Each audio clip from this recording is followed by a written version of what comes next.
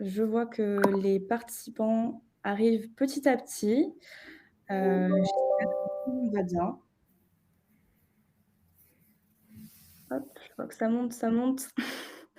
Alors, aujourd'hui, on reçoit Olivier Massa pour un webinaire intitulé Renouvellement assureur 2023, comment y faire face?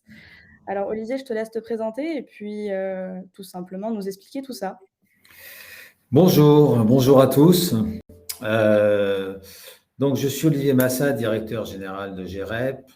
En deux mots, GEREP, nous sommes une société de conseil en protection sociale avec trois domaines d'intervention qui sont la santé, la prévoyance, la retraite, l'épargne salariale en France et à l'international. Et nous avons deux expertises très fortes qui sont bien évidemment le conseil et la gestion de l'ensemble de ces dispositifs.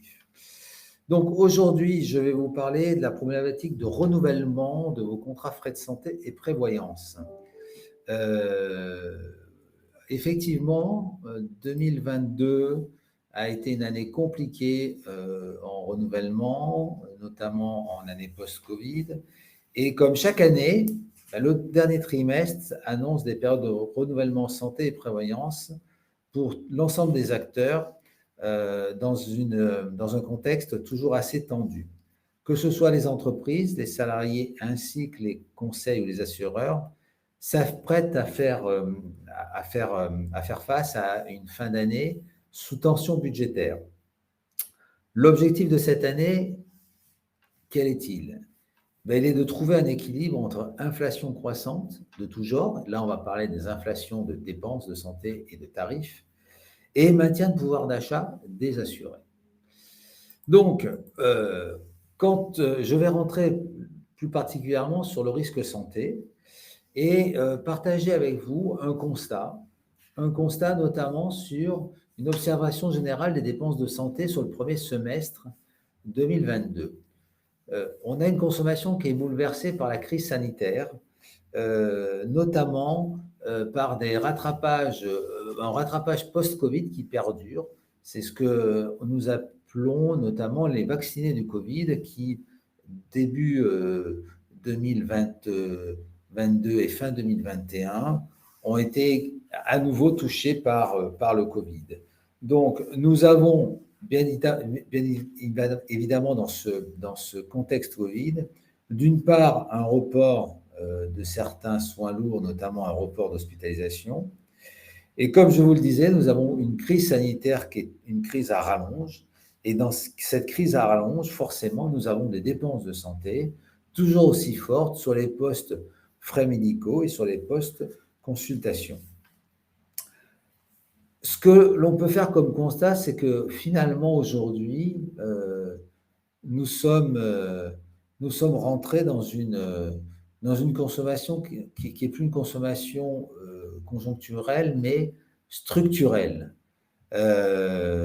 Pourquoi structurelle? Parce qu'on s'aperçoit que de nouvelles habitudes de consommation se mettent en place et effectivement, ces habitudes de consommation qui se mettent en place portent souvent sur des consultations, notamment de spécialistes d'ordre avec des troubles psychosociaux et notamment sur des maladies dites chroniques. À cela, effectivement, s'ajoute ce que j'appelle, moi, une inflation globale des dépenses de santé. Alors, les dépenses au sens large, hein, et notamment avec une prévision de hausse des dépenses de santé pour 2023 qui sera de l'ordre de 3,5%. Dans ce cadre-là, forcément, nous allons avoir des répercussions assez fortes sur ce qu'on appelle les assureurs complémentaires. Alors, ces répercussions, elles seront à quel niveau? D'abord, une hausse observée sur les dépenses de santé en 2021, observée sur le premier semestre 2022, et qui va certainement se confirmer également sur 2023. Pourquoi? Parce que d'une part, nous avons une réforme du 100% santé qui a généré une augmentation de certains soins, puisque cette réforme du 100% santé consistait à contrer ce qu'on appelle le renoncement aux soins des postes coûteux. Un des postes assez coûteux était le soin de prothèse auditive, et on a observé une hausse de 60% des dépenses complémentaires sur les prothèses auditives. Donc, la réforme 100% santé, qui pour nous et pour les assureurs devait être quelque chose d'assez neutre sur le plan technique, s'avère en fait assez négative sur les comptes de résultats et sur le plan technique. Alors, deuxième élément également, c'est cette vague Covid, avec une partie des actes pris en charge par les assurances maladies qui sont forcément pris en relais par les complémentaires santé. Et là, je parle de tout ce qui est consultation spécialiste et consultation pharmacie.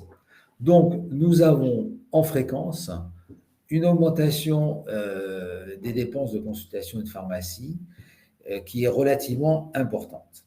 Alors, j'ai d'ailleurs, à ce propos, on voulait partager avec vous, je vais y venir de suite, je voulais partager avec vous un sujet qui, forcément, aujourd'hui va irriter à la fois les conseils des entreprises, c'est-à-dire le niveau d'augmentation que nous allons certainement devoir négocier avec les assureurs. Tendanciellement, nous allons avoir une hausse de tarifs de l'ordre de 7%, c'est-à-dire une année, une tendance, on va dire, d'évolution du PMSS de plus 3,5%, et puis les assureurs qui vont ajuster leurs tarifs entre 4,5% et 5%. Donc, on va être sur quelque chose entre 7 et 8% de majoration tarifaire sur des contrats dits équilibrés.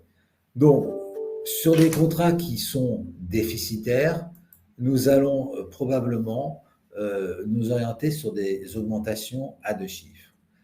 À ce propos, j'ai une question toute simple à vous poser.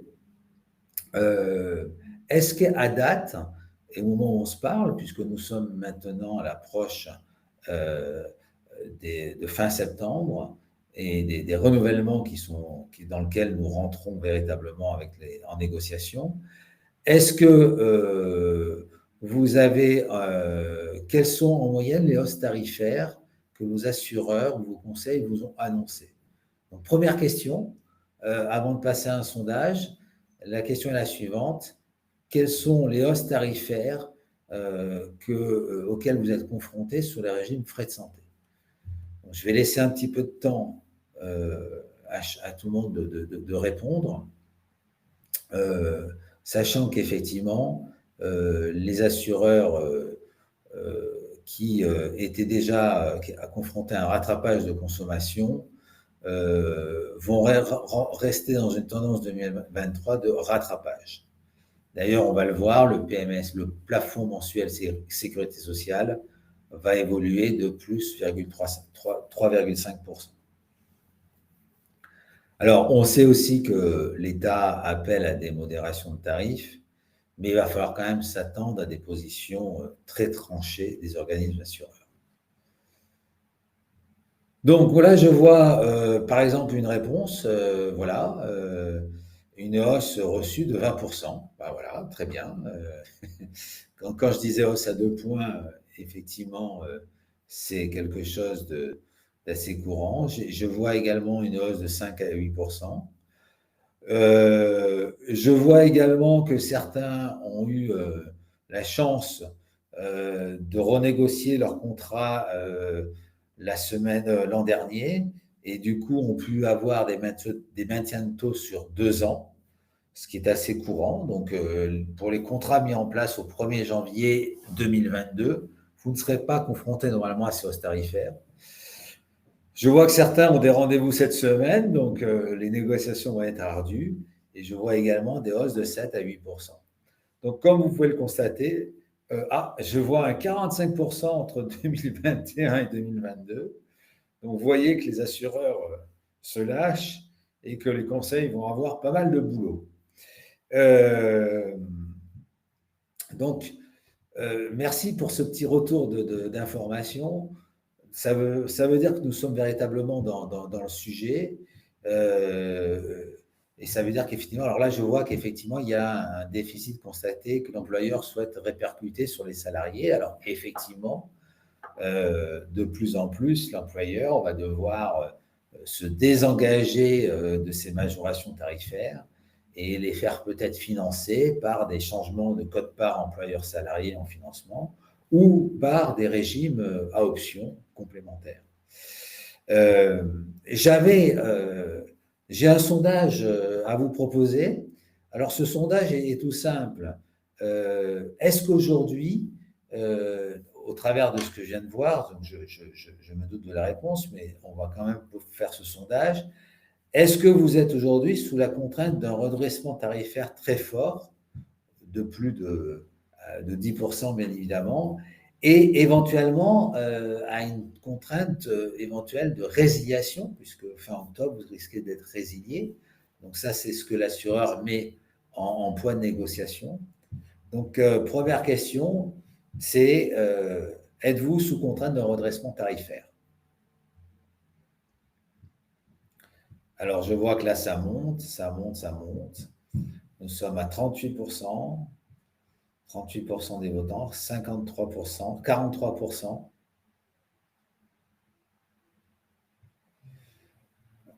Je vois que l'employeur retire sa participation ou la réduit. 59%, je vois qu'il y a du travail. Tout le monde va avoir on va avoir du travail en cette fin d'année, donc on va peut-être participer à ce travail et à vous épauler dans ce travail-là. Mais voilà, sur le premier résultat, je pense qu'on atteint quasiment les 70%. Dans certains cas, effectivement, on veut faire supporter les augmentations plutôt par les conjoints et les enfants, moins que sur le salarié. Donc, il n'est pas rare de voir des cotisations conjoints payants ou enfants payants. Donc voilà, on voit bien que le système au niveau famille se démutualise de plus en plus, hein, où on a tendance finalement à se cantonner beaucoup plus sur la protection du salarié, un peu moins sur celle de sa famille, mais si c'est le cas, en faisant financer de façon assez accrue le financement, le coût de la cotisation conjoint et enfant. Alors, voilà, je pense qu'on peut, on peut arrêter le sondage, mais je constate qu'effectivement, sur notre auditoire, nous avons 73% des personnes qui sont sous contrainte d'un redressement tarifaire très fort. Donc, le constat, il est simple, hein, si j'ai un conseil à vous donner, c'est surtout rentrer en négociation avec vos assureurs, demander l'estimation de votre premier semestre 2022 de consommation. Faites jouer les différents ajustements tarifaires ou de garantie qui ont pu se mettre en place au 1er janvier 2022, parce que les assureurs ont tendance à oublier l'impact des mesures que vous avez pu mettre en place sur l'exercice 2022. Et surtout, demandez à votre assureur et à votre conseil de rentrer dans le détail de la consommation pour intervenir véritablement sur les points durs de consommation. Alors, Olivier, je me permets de t'interrompre. On a une question qui Oui. est comment négocier quand notre ratio n'est pas bon? Donc, quand le S sur P quand le résultat n'est pas bon, comment négocier? Alors, comment négocier quand ton résultat n'est pas bon? D'abord, il faut savoir quel est le résultat. Est-ce que c'est le résultat 2021? Est-ce que c'est une récurrence, une accumulation de mauvais résultats? Donc, il faut que déjà vous analysez la durée durant laquelle votre déficit perdure.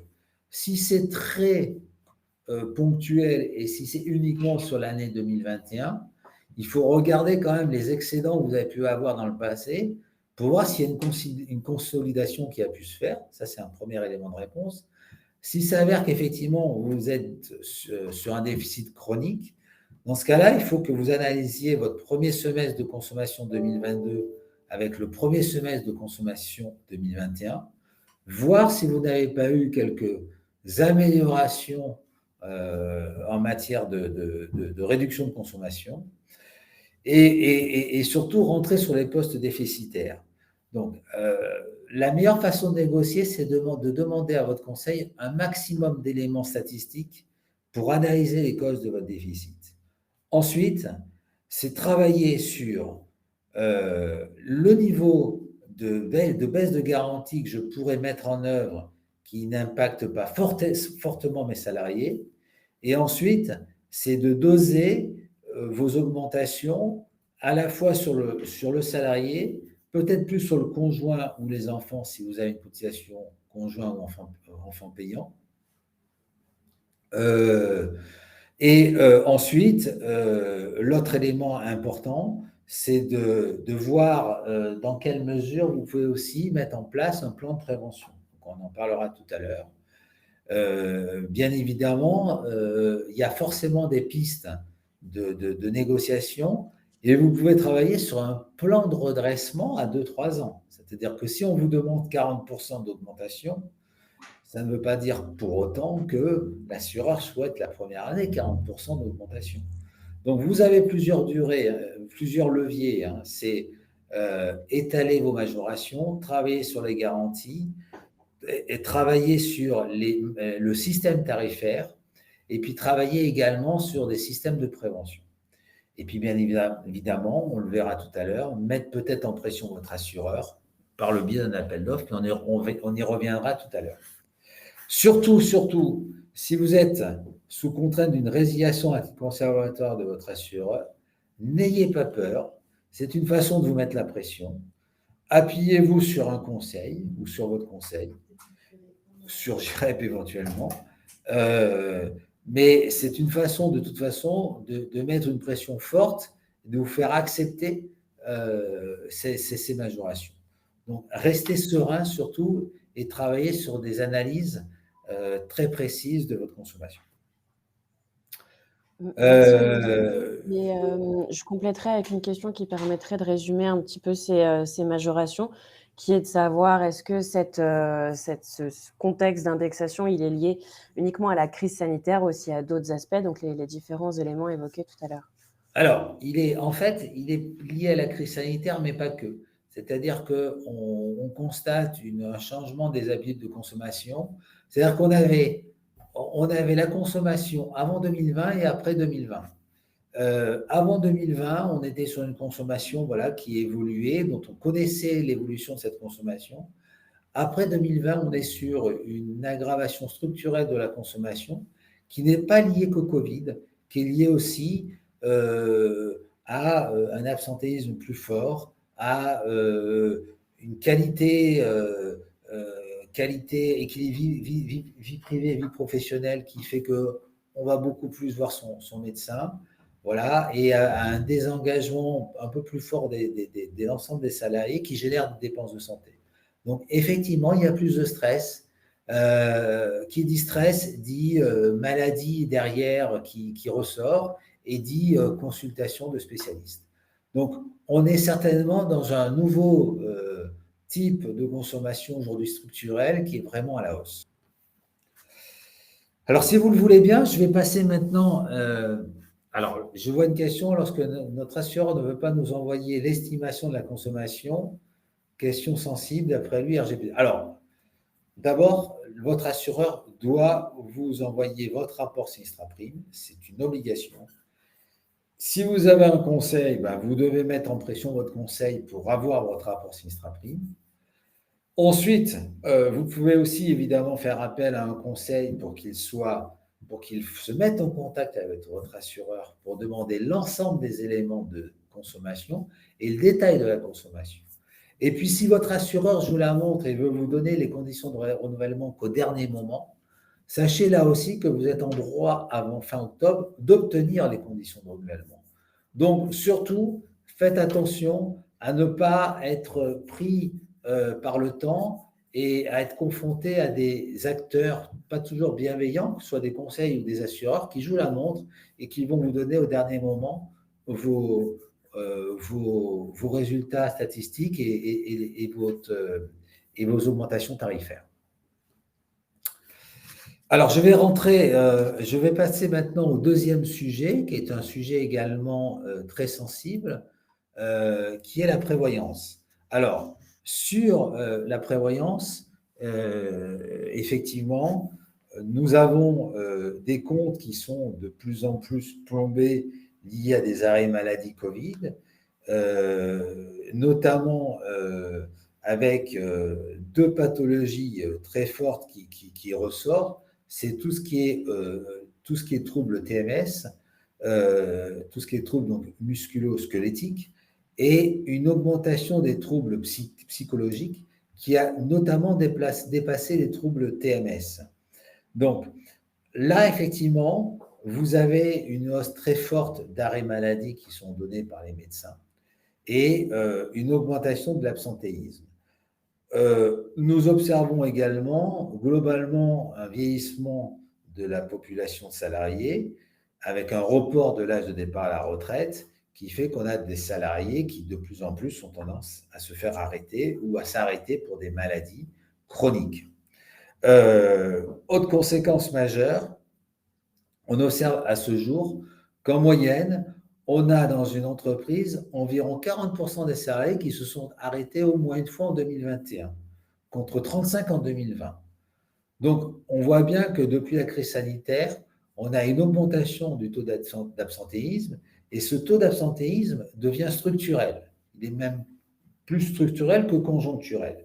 Ça, c'est une tendance forte que nous analysons depuis 3 ans. Et ça nous inquiète bien évidemment, nous professionnels en tant que conseil, et puis les assureurs, les porteurs de risques. C'est quelque chose qui a tendance également à les inquiéter. Donc, à ce sujet-là, j'ai une question à vous poser. Elle est toute simple. Dans votre entreprise, est-ce que vous êtes confronté à ce niveau de pourcentage, c'est-à-dire en moyenne 30 à 40% des salariés qui se sont arrêtés au moins une fois en 2021, ou en tout cas sur le premier semestre 2022. Donc, est-ce que vous avez pu identifier un pourcentage? Et donc, c'est une question tout à fait ouverte qui peut laisser place à des commentaires. Donc, je vous laisse réagir si bien évidemment vous souhaitez réagir à cette question.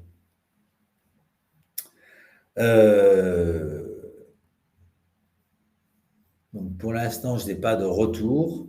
Ce que je peux compléter également, c'est que on y trouve dans les causes de cet absentéisme également de plus en plus ce qu'on appelle un épuisement professionnel, c'est ce que je disais tout à l'heure, et les troubles psychosociaux qui sont en augmentation de 9%, aggrave fortement ce taux d'absentéisme. Alors, ces causes modernes se retrouvent dans des études de ce que je dirais d'engagement, hein, et ces études d'engagement font ressortir effectivement que nous avons aujourd'hui une augmentation très forte des salariés désengagés, 39% contre 35%. Donc, là, je vois qu'effectivement, j'ai un commentaire. Il est clair que l'absentéisme a énormément augmenté depuis 2020. Alors, j'ai une question pour rebondir à cette observation. Pour vous, quelles sont les causes de cette augmentation de l'absentéisme, au-delà même de ce que je viens d'évoquer, c'est-à-dire un désengagement et également une augmentation des troubles psy? Est-ce que vous avez identifié d'autres causes? Alors oui, effectivement, vous avez les attestations d'isolement qui sont qu'on peut facilement obtenir, qu'on favorisait l'absentéisme de 7 jours, alors que ce n'était pas forcément un arrêt maladie, oui, bien évidemment. Donc ça a beaucoup joué. Perte de repères, questionnement sur la réorientation, on l'a vu, on a bien vu que le télétravail on a bien vu que les salariés qui commençaient à s'éloigner de l'entreprise avaient du mal à y revenir. Et puis quand elles voulaient se réengager, ben, finalement, elles avaient des difficultés à se réadapter à ce nouveau rythme. Donc, ça joue également sur l'engagement. Certaines personnes également qui, sous couvert de nouveaux projets professionnels, peuvent aussi se mettre en arrêt de travail.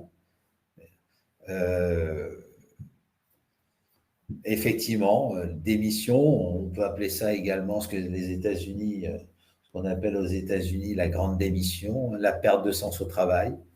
Donc on le voit bien hein, que finalement, on est moins dans la maladie grave, puisque celle-ci est toujours présente, elle génère forcément un absentéisme, mais on voit qu'il y a maintenant des causes beaucoup plus structurelles hein, qui sont liées à une perte de sens, à une problématique également d'engagement. En tout cas, merci pour ces observations qui corroborent assez bien l'analyse que nous font et que font également les assureurs. Je voulais également ajouter à cette présentation quelques éléments chiffrés qui me semblent importants.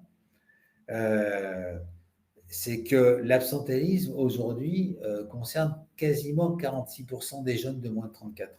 Donc ça, c'est nouveau. Il fut un temps, ce n'est pas les jeunes qui s'arrêtaient. Voilà. Aujourd'hui, forcément, voilà, on a une nouvelle catégorie de population qui a tendance à s'arrêter. Les femmes ont aussi tendance à s'arrêter. Les managers ont tendance également à se mettre en arrêt de travail parce que la coexistence entre le management des salariés en présentiel, en télétravail, ce que j'appelle également parfois des objectifs qui sont difficilement atteignables, font que les managers ont tendance à perdre leur repère. Les salariés aidants, et puis également les familles monoparentales. Alors, on observe aussi une augmentation de l'âge de la population active, ça c'est ce que j'ai dit tout à l'heure, et on a 14% des arrêts maladie qui sont des arrêts longs. Alors, on voit que ces arrêts longs, c'est des maladies graves, mais c'est aussi de nouvelles maladies aujourd'hui qui viennent encore aggraver les comptes de résultats. Et puis un élément de repère aussi, c'est qu'on a une durée moyenne des arrêts de l'ordre de 97 jours. Donc, vous voyez que ces arrêts longs, forcément, impactent votre régime complémentaire, puisqu'on est souvent sur des franchises d'une trentaine de jours ou en relais de la convention collective. Donc, forcément, les organismes assureurs aujourd'hui, que ce soit les assureurs ou les mutuelles, sont impactés. Voilà. Et puis, un autre constat, c'est que 64% des entreprises aujourd'hui sont confrontées à cette problématique. Donc, c'est un vrai problème. C'est un vrai problème et c'est vrai que aujourd'hui, les assureurs s'orientent vers des hausses tarifaires en prévoyance qui sont tranchées, tant en fait qu'en prévoyance. Et vous, en tant qu'employeur, vous allez devoir les minimiser au maximum pour que le pouvoir d'achat des salariés et que le PNL également de votre entreprise soit le moins impacté. Donc, j'ai un sondage sur la slide suivante.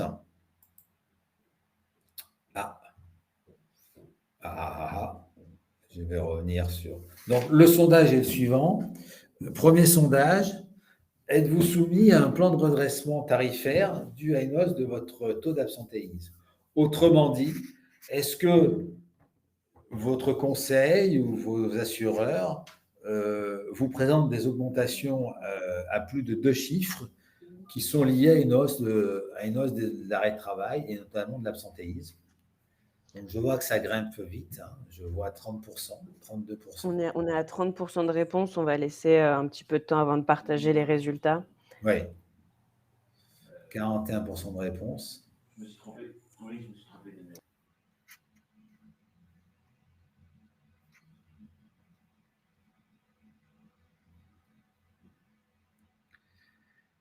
Donc effectivement, les négociations s'annoncent ardues avec les assureurs. Et je voulais préciser, bien évidemment, que les équipes de GREP restent confiants parce que nous avons une forte capacité d'ingénierie, d'analyse des risques et une expertise technique et financière très forte pour contrecarrer les positions techniques des assureurs. Et nous avons aussi, et nous forgeons des convictions également qui permettent de limiter les ardeurs de certains assureurs. Donc là, vous avez les résultats du sondage qui s'affichent. Donc 68%. Donc là encore, hein, je vois qu'on est comme on rejoint la santé. Hein. On a quasiment 70% de nos interlocuteurs, qui sont aujourd'hui de nos auditeurs qui sont soumis à des redressements forts liés à de l'absentéisme. Alors, par rapport à ça, et tout à l'heure vous posiez une question assez juste, hein, c'est que faire quand on est soumis à ce type de problématique. Alors, effectivement, il y a plusieurs leviers. Hein. Je disais que tout à l'heure, sur le risque santé, les leviers, c'était d'abord de rentrer dans le moteur, de regarder l'analyse de vos dépenses, de voir véritablement où il faut agir. Et bien en prévoyance, c'est un peu la même démarche. Mais ce qui est plus compliqué en prévoyance, c'est qu'on a du mal à analyser les causes de notre absentéisme. On a des supputations, on ressent des choses, on l'a vu dans différentes réactions, mais on a du mal à les mesurer. Donc, aujourd'hui, c'est vrai qu'avec l'essor du digital, nous avons des outils assez pointus et GREP dispose de ces outils qui permettent finalement de mesurer l'engagement des salariés au travers d'un baromètre social dynamique. Alors, le baromètre social dynamique, c'est quoi? C'est tout simplement une plateforme qui s'adresse totalement confidentielle hein, et sécurisée, avec des questions très pointues qui ont été mises en place par le CHU de Clermont-Ferrand et avec un de nos partenaires, et qui permet d'identifier les foyers d'absentéisme et les bruits sourds qu'on peut avoir dans une entreprise. C'est-à-dire que soit par service, soit par secteur géographique, on arrive à tirer un premier diagnostic. Alors ce diagnostic, il est simple. Ça peut être, par exemple, une restructuration dans un service ou sur un site qui a mal été compris. Et on s'aperçoit que là, effectivement, on peut avoir beaucoup d'absentéisme. Ça peut être parfois des mesures de prévention sur des sites plus industriels qui ne sont pas forcément bien suivis. Et là aussi, on comprend qu'il faut peut-être mettre en place beaucoup plus de prévention liée à l'activité professionnelle. Parfois, on s'aperçoit aussi que c'est des problématiques de management. Alors, on disait qu'aujourd'hui, les managers se mettent en arrêt de travail parce qu'ils ont des difficultés. Et puis, forcément, on a aussi des managers qui ne sont pas toujours à leur place, qui ne sont pas forcément toujours formés pour manager des équipes et qui peuvent favoriser le désengagement de leurs équipes. Donc, quand on analyse véritablement les sources, les causes de l'absentéisme, on peut mettre en place des mesures d'accompagnement des salariés qui sont en difficulté. Et on va proposer des solutions qui sont adaptées, c'est-à-dire qu'on va on va prendre des intervenants spécifiques pour les mettre en entreprise et pour agir sur la cause du problème. Alors, on peut prendre des coachs notamment en management, si on s'aperçoit qu'il y a un problème de management.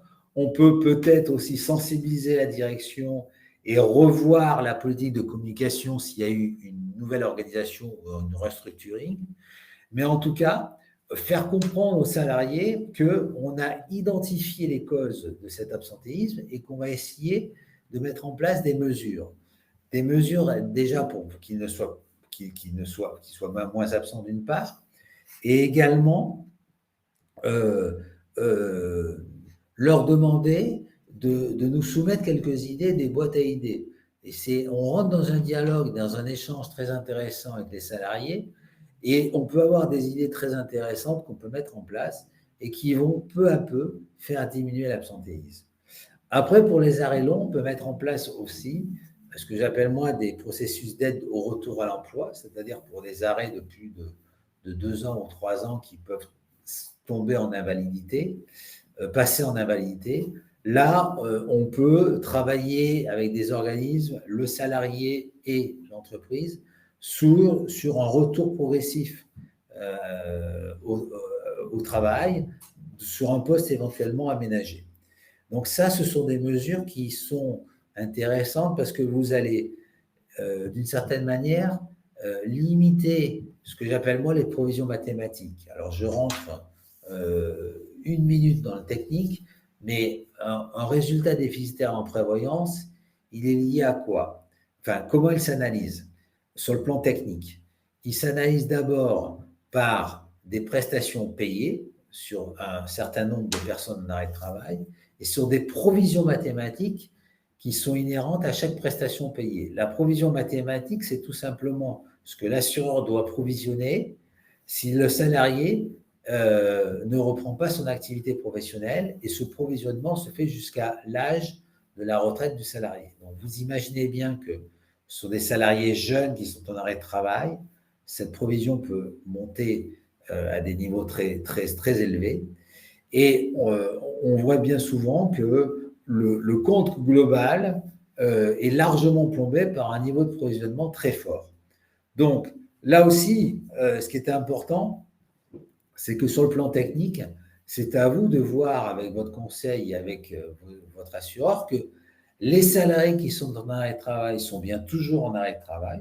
Si les provisions qui sont mises dans vos comptes de résultats sont des provisions justifiées, si vous avez bien des provisions qui ne sont pas des provisions dites un peu provisions pour aggraver le risque, ce que j'appelle moi des provisions pour sinistre inconnu. Donc ça, c'est un terme qui est assez curieux, mais vous avez des assureurs qui vous mettent des provisions pour sinistre inconnu. Donc ils ont envie de dégrader le compte, on se demande pourquoi. Et effectivement, dans certains cas, vous vous retrouvez avec des ratios qui sont très dégradés sur l'arrêt de travail, 200, 300%. Et le risque d'essai a du mal à compenser finalement, le risque d'essai qui, lui, est très souvent excédentaire, a du mal à compenser la dégradation du risque d'arrêt de travail.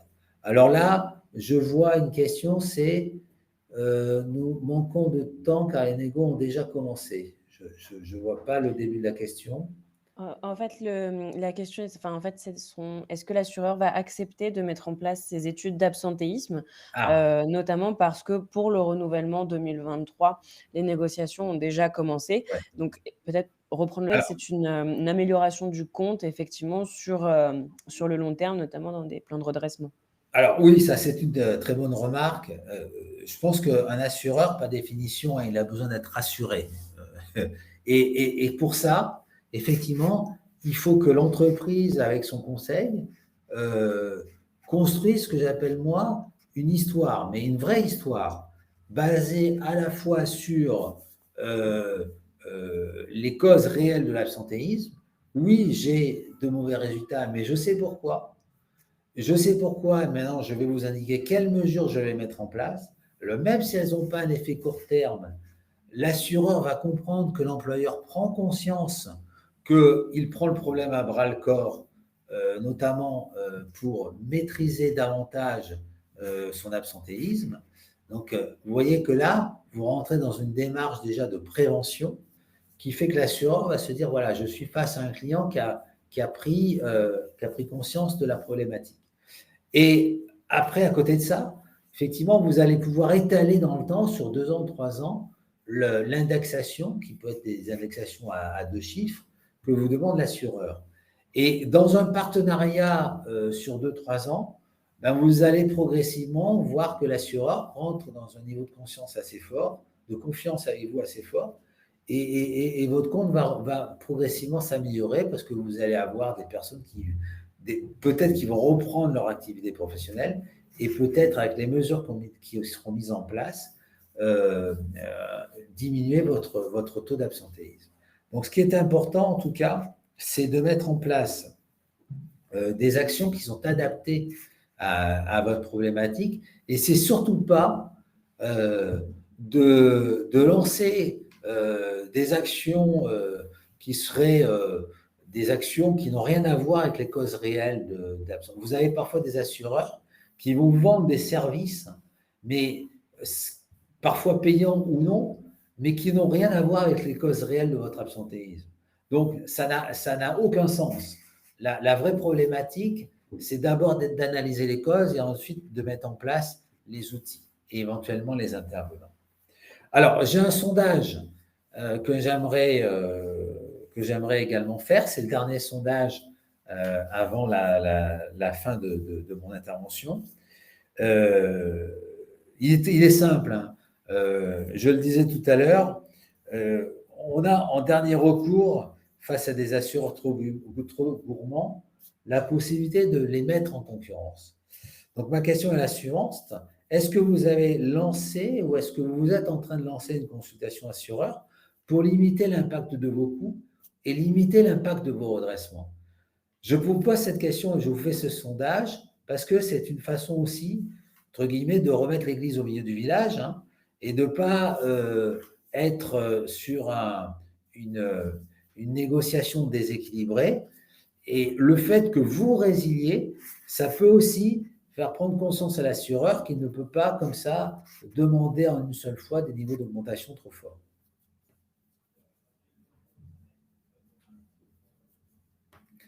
Pendant qu'on a un peu de temps pour répondre, là, on est à 40% de réponses. Oui. On va afficher le résultat après. On avait une question. Est-ce qu'il y a un meilleur équilibre dans la négociation entre une augmentation pure et simple des cotisations, une exclusion de la famille? On a vu que sur les réponses que ça portait beaucoup sur la famille, pour les frais de santé en tout cas, ou une réduction de la qualité des prestations, ou d'autres pistes en fait à creuser.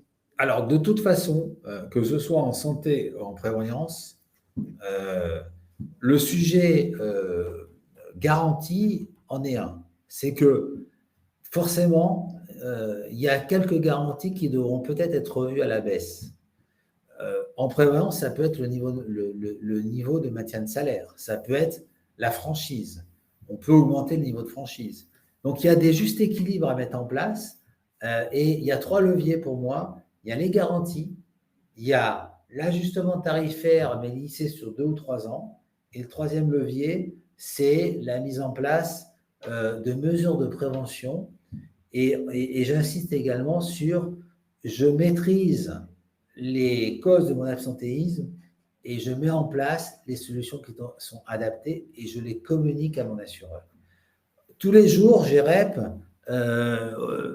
communique avec les assureurs pour le compte de ses clients en expliquant ce que GEREP met en place avec ses clients pour rassurer nos assureurs et pour expliquer que oui, certes, la situation est déficitaire, oui, on est sur une situation qui structurellement est déficitaire, mais on met en place maintenant des mesures structurelles aussi qui font que progressivement, on va revenir à un équilibre du compte. Donc là, je vois qu'effectivement, sur nos auditeurs, nous avons quasiment 55% des personnes qui veulent ou qui ont lancé une consultation. Et je pense que c'est une bonne initiative. 32%. On est à 32% de personnes qui ont lancé un appel d'offres et 26% qui n'ont pas ou pas encore lancé d'appel d'offres. Ah, d'accord. Donc 32 pour un appel d'offres lancé. D'accord. OK. Alors, pour revenir sur ce sujet-là, je voulais aussi vous dire que la mise en concurrence devient effectivement nécessaire, mais elle est aussi plus simple. Pourquoi? Parce qu'en santé, vous avez ce qu'on appelle la résiliation infra-annuelle. Donc, la résiliation infra-annuelle, aujourd'hui, vous permet finalement de résilier votre contrat en santé tout au long de l'année, à condition que vous ayez au moins plus d'une année de souscription sur votre contrat. alors qu'auparavant, et c'est encore beaucoup le cas aujourd'hui, hein, les entreprises résilient 2 mois avant l'échéance du 31 décembre, donc avant fin octobre, à la fois la santé et la prévoyance. D'autre part, on a parfois peur de résilier parce qu'on se dit, oulala, l'émission des pièces, ça va être compliqué, l'émission des contrats. On voit que les assureurs et les conseils font beaucoup d'efforts aussi sur la digitalisation, sur l'émission des pièces contractuelles. Et parfois aussi, on s'aperçoit que, et ça fera l'objet de notre prochain webinaire, c'est-à-dire le mois suivant, on s'aperçoit que le changement de gestionnaire, parce quand on parle d'assureur, on parle aussi de gestion, et quand c'est l'assureur qui gère, on se dit, ben, si je résilie, je vais aussi devoir changer de gestion. Et ça risque de perturber le quotidien de mes salariés. On s'aperçoit aujourd'hui que le changement de gestion est de plus en plus simple, parce que c'est quelque chose qui est devenu, qui est bien encadré, et que la digitalisation des process a également facilité les transferts de gestion. Donc, ma préconisation pour conclure est la suivante, c'est que si vous sentez qu'il n'y a pas de discussion possible avec votre conseil et votre assureur, parce que j'intègre bien évidemment votre conseil qui rentre dans le jeu et qui a l'entière responsabilité et je dirais presque une obligation de résultat pour faire aboutir vos négociations. Si vous sentez que ça n'avance pas, si vous sentez que vous n'êtes pas suffisamment entendu, si vous sentez que vous n'avez pas suffisamment d'éléments pour analyser, je pense qu'il est nécessaire de penser à résilier à titre conservatoire vos contrats avant que l'assureur ne le fasse et à tout de suite vous appuyer sur votre conseil ou effectivement un conseil en qui vous avez confiance pour qu'il puisse ouvrir le moteur, c'est-à-dire travailler à livre ouvert, demander les résultats de l'assureur du conseil et comprendre réellement ce qu'il se passe. Et là, dans les 2-3 mois qui viennent, on est vraiment dans la période idéale pour lancer ce travail. GREP aujourd'hui intervient pour certains non pas pour nos clients, puisque nos clients, forcément, on les accompagne bien dans cette démarche, mais nous sommes énormément sollicités pour accompagner certaines entreprises qui ont des difficultés à négocier avec leurs assureurs ou leurs conseils. Voilà. Donc, n'hésitez pas à renverser le rapport de force et surtout, prenez le temps d'analyser vos contrats. Ne vous laissez pas impressionner parfois par des courriers de résiliation. Et si c'est nécessaire, n'hésitez pas à faire appel à un autre conseil, à GIREP si vous le souhaitez. Et nous serions ravis, bien évidemment, de vous épauler dans le cadre de cette problématique-là. Donc, je pense que j'ai tenu les 45 minutes normalement chrono. Ben oui, puisque nous sommes à 11h48. Merci à tous. En tout cas, merci pour vos questions. Merci pour la réponse à vos sondages.